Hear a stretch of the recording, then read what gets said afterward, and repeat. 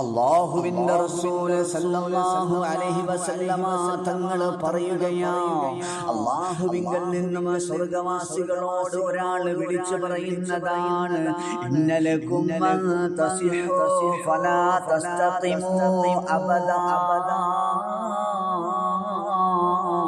നിങ്ങളെല്ലാവരും ആരോഗ്യവാന്മാരാകുന്നതാണ്, നിങ്ങളിനി ഒരിക്കലും രോഗം പിടിപെടുന്നവരല്ല. വഇന്നലകും മൻ തഹ്യൂ ഫലാ തമൂതു അബദാ.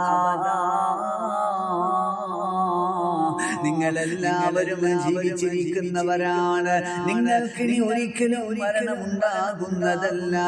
വഇന്നലകും മൻ തശിബ്ബു ഫലാ തഹ്റമു അബദാ.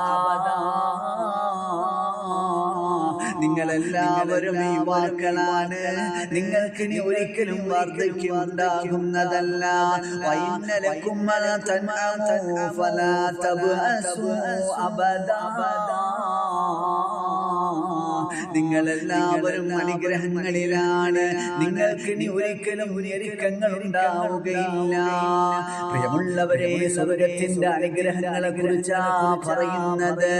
അതിലുണ്ട് മുന്തിരി തോട്ടാവും റുമ്മാനും രസമുള്ള